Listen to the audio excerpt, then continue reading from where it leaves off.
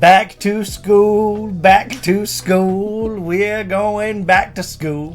Yeah, we are. And we're going to the Academy of Salmonella, a place of higher learning, a place of interesting facts and things that you can learn about history and other things, science, agriculture, history, just a world of knowledge and wealth, because wealth is knowledge, right here on YouTube. And Salmonella has a video called Obscure Units of Measurement, so we may even get some mathematics involved.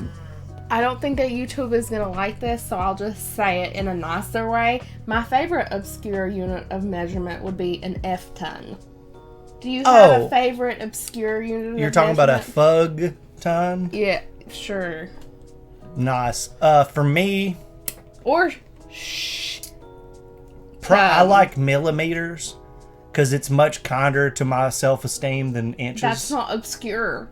That's a very direct unit. Well, I mean, it's not obscure, but it's, I know. Down yonder a ways. A ways. Over yonder. Down yonder, okay. Over yonder a ways. How far to my something hang? How far? Yeah. I like it. Actually, a sweet teacup is also a good unit of measurement, because one of my friends used to compare himself and his manhood to the length of a sweet teacup from McDonald's. Like a large sweet teacup? Yes. Like the big... Yep. I'm like, no thanks, Oh, dude. yeah. I'm sorry. Oh, yeah. That is not something that I like. He earned, back in the day, the nickname Sweet Tea. Is this the same person that I'm thinking Yep. of? I just think that, I don't know. I'm not made for that. I don't know. Look, hey. That is insane. Yep, anybody that's looking for a good stretch, he was always there to accommodate. So, yeah, this man was built mighty.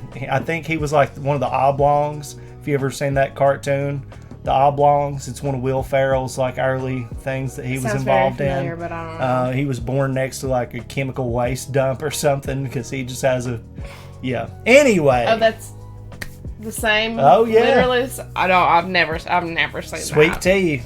Yep. But anyway, Salmonella's got some things to teach us about obscure units of measurement. So let's bring this up. Let's get into it and learn something. All right.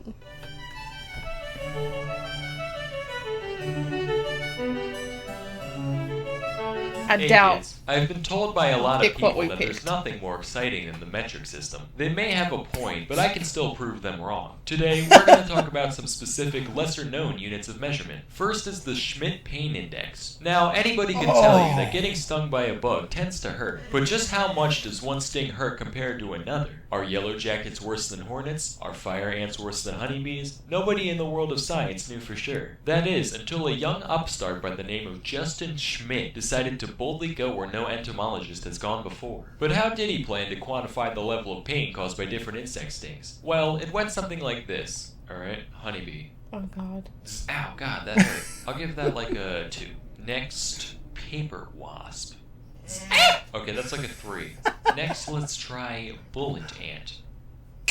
Jesus Christ, Mary Mother of Satan's left nipple. It's like my hand is made entirely out of urethras, and each and every one is having a red-hot catheter put in and ripped out 5 times every second. My very being is on fire. My only desire left is for death himself to bless me with sweet relief.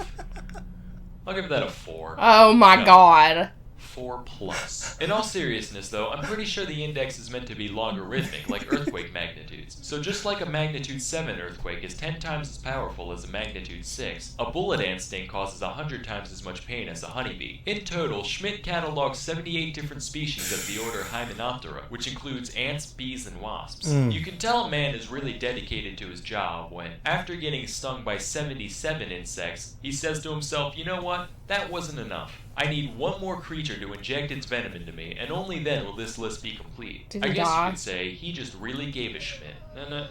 Wow. Next is the Waffle House Index. So for those of you that didn't know, the Waffle House is one of the most resilient establishments in the world. Whereas most restaurants would simply close down in the event of, say, a hurricane, Waffle House just goes from their normal mode to disaster response mode, following extensive protocol that allows that location to keep serving customers in spite of low food supply. supply or even a power outage. In response to this business practice, FEMA came up with what is known as the Waffle House Index, which is a system to easily assess how badly an area is damaged by a natural catastrophe. If the Waffle House is fully open, they're in the green, which means things are basically fine. If the Waffle House is using their low supply menu, you're in the yellow, which means that the area is almost certainly mid-disaster. Finally, if you're in the red, that means the Waffle House is either closed or gone. Now that's a sign of some real nuclear zombie holocaust type shit going down, so if you're not already dead, you should probably vacate the area. Most engineers could tell you that, structurally speaking, the triangle is the strongest of all shapes. But I believe that there's one shape that's even stronger. Godspeed, Waffle House. Next we have the APGAR score. So the APGAR score is a rating system used by hospitals to determine how healthy a newborn baby is on a scale from 0 to 10. It's called APGAR based on its 5 criteria, which include appearance, pulse, grimace, activity, and respiration. And each of these is rated on a scale from 0 to 2 to get your final score. Personally, I think this set of standards is a little flawed. Here's an example. Well, it's completely blue, and it doesn't really want to move at all, but it's got a really fast heartbeat, and it's screaming really loudly. I'd give this baby like a 6 out of 10. That's good enough. So in response, I've invented my own rating system. It's called the RAGU score. R is for reflexes. It's common knowledge that if you hold any healthy baby by its feet and then drop it, it'll always land upright. If your baby can't do that, that's a sure sign that it's defective. A is for abnormality. If your baby seems weird, that's typically a good indicator that it's weird. G still stands for grimace, just like in the APGAR test, only instead of looking at the baby's facial expression, you just bring grimace from McDonald's into the room and see how the baby reacts. If it starts crying, that's a good sign, because grimace is absolutely fucking terrifying. And finally, U is for ugliness, just because that might sway your decision on whether or not you want to keep it. Now, if the baby passes the test, it gets to go home, but if it fails, then it gets shipped off to the factory and made into ragu. Oh! Some people might be upset by this fact, but you know what they say. Pray go today, ragu tomorrow. Anyway, that's all for today. Till next time, Jesus. I'm Sam, and thank you for watching.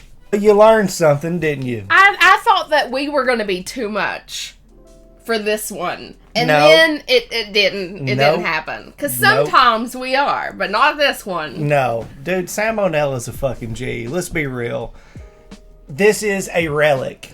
Salmonella is a relic. And the fact that he puts out videos every once in a while is a fucking mind warp in and of itself, because the edgier content of YouTube past just has not survived the great filter of YouTube. And it's just been ridiculous. But this guy, I mean, when was his last upload? It's fucking ridiculous. Like, it wasn't that long ago. Yeah, he took a couple, like 4 years off or something like that. 7 months ago, he put out, you know, a video. And before that, it had been like 3 years, you know. So, I mean, just the fact that he popped in for a second to fucking be able to do that was pretty incredible. I find out that, you know, anytime we do a reaction to one of his videos, people are excited about it because they miss this kind of content. We're fresh faces that they haven't seen doing it before. And I just want to thank you guys that have tuned in to check it out whenever we react to some of his videos, because there's a lack of original content that flirts with the lines of what's allowed and what isn't, and is also not grabbing at low-hanging fruit to be funny. A lot of his jokes are super original that I would have never thought of. They come out of nowhere, and it's just like, I would have never expected that. I would have so never funny. thought of that to do. His test was very was very one. Funny. Yeah.